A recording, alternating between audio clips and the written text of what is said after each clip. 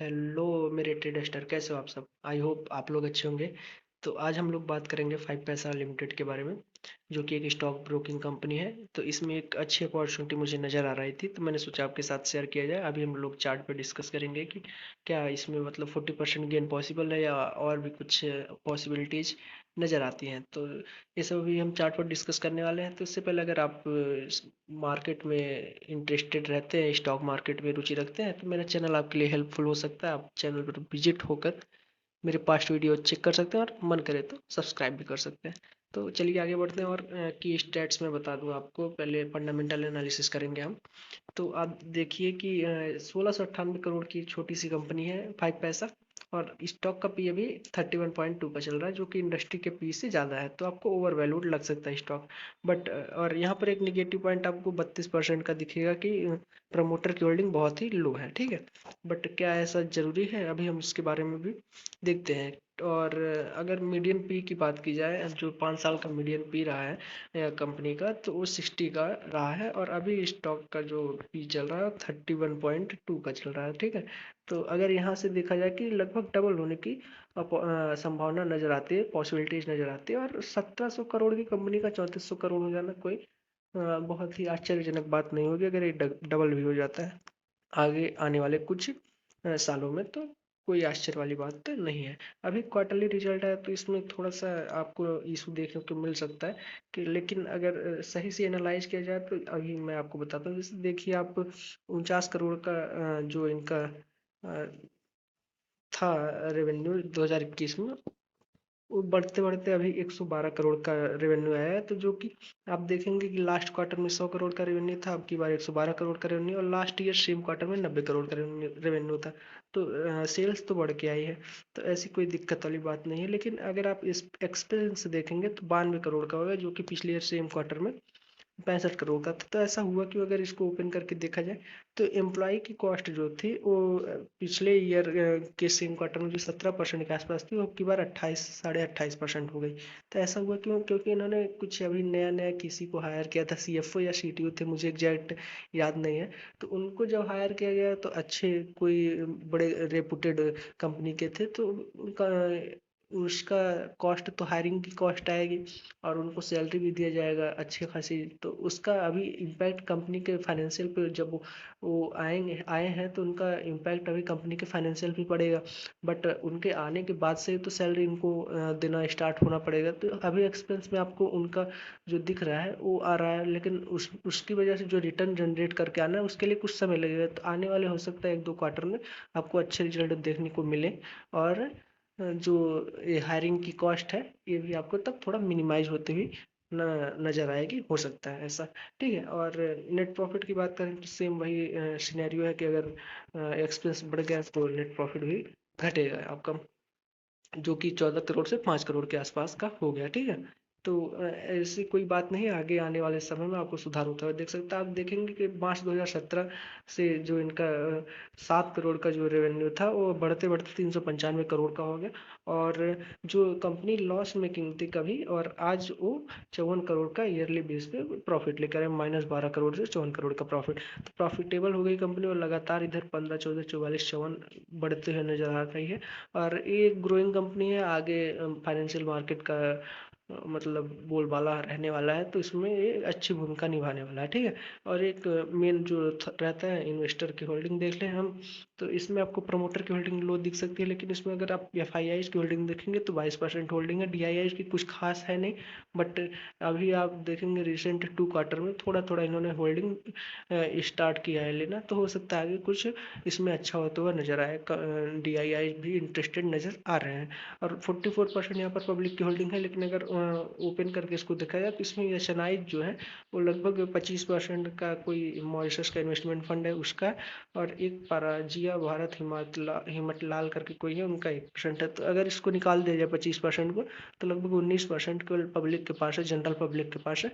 और बाकी 81% लगभग स्ट्रॉन्ग हैंड में है, जो कि एक अच्छी बात है। तो अभी हमने फंडामेंटल का जो बेसिक बेसिक डेटा था आपको बता दिया। अब हम बात करेंगे चार्ट पे और देखेंगे क्या अपॉर्चुनिटीज इसमें नजर आती है।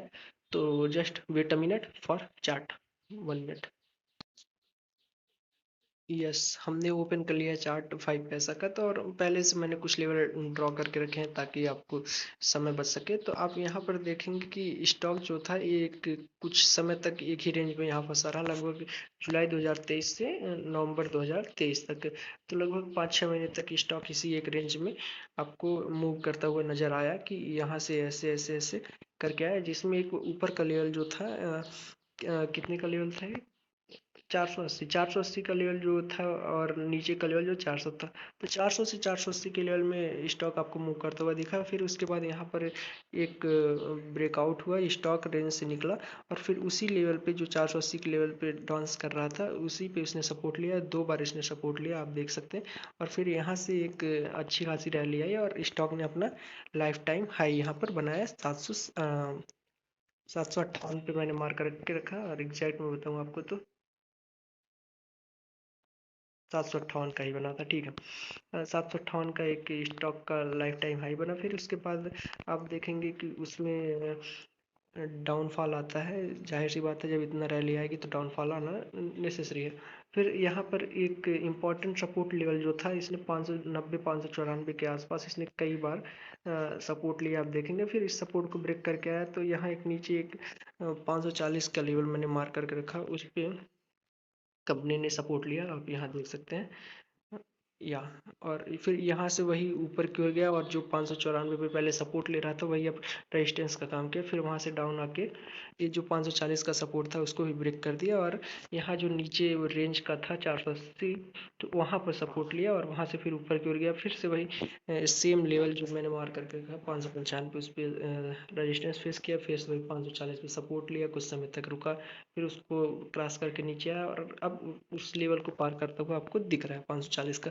तो यहाँ से जब अभी कल इसमें परसों इसमें अच्छी एक 3% की अप मूवमेंट आई है, तो 540 का लेवल ब्रेक होकर ऊपर की ओर गया। तो यहाँ इंपॉर्टेंट लेवल जो रहने वाला है 594 का लेवल रहने वाला है। अगर 594 का लेवल कटता है तो यहाँ से सीधे सीधे ऊपर जाने के जो चांसेस हैं वो हाई बन जाते हैं। अगर देखा जाए कि अगर अभी करंट मार्केट प्राइस से स्टॉक अपने लाइफ टाइम हाई को अगेन अचीव कर लेता है तो लगभग 40% का गेन हमको नज़र आता है। उसके लिए एक हर्डल क्या रहने वाला है, 594 का लेवल एक हर्डल रहने वाला है।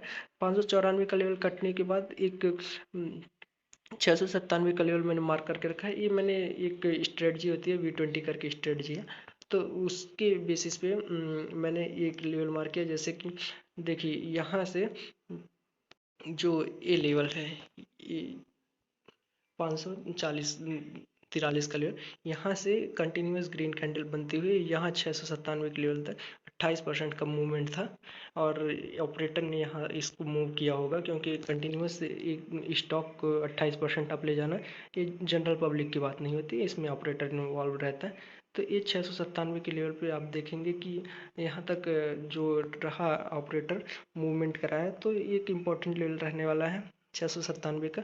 तो अगर करंट से हम यहाँ 697 के लेवल को ही मान के चलें कि अचीव होता है, तो भी हमारा लगभग 28% का गेन होता हुआ नज़र आता है। अगर इसको अचीव होने में मान लीजिए 4-6 महीने लग जाते हैं, तो 28% 6 महीने में भी कोई बुरी बात होती नहीं है। आप समझ सकते हैं अगर ट्रेड करते होंगे कि आपका ईयरली CAGR कितना होता है, और 28% अगर 6 महीने में अचीव हो जाता है तो कोई बैड रिटर्न नहीं कहा जा सकता। वैसे इसमें पॉसिबिलिटीज़ तो बहुत है, क्योंकि स्मॉल साइज़ की कंपनी है और अभी 1700 करोड़ की कंपनी है, तो और अपने लाइफ टाइम जो मतलब मीडियन पी था उससे आधे के पी पे लगभग ट्रेड कर रहा है, तो अपॉर्चुनिटी है और इसमें एक पॉसिबिलिटी भी है। बट मैं रिकमेंडेशन नहीं देता, मैं अपनी एनालिसिस शेयर करता हूँ, आप अपने हिसाब से जो ट्रेड लेना चाहें ले सकते हैं। अभी फ़िलहाल के लिए जो मैंने बताया कि 540 का लेवल कट के ऊपर की ओर क्लोजिंग आ चुकी है, तो यहाँ से अब एक अप मूवमेंट होता हुआ नज़र आता है और सबसे पहले उसके लिए 594 का लेवल एक इंपॉर्टेंट लेवल रहने वाला है, 594 595। अगर यहाँ तक भी स्टॉक जाता है तो लगभग 8-9% का गेन आपको होता हुआ नज़र आएगा।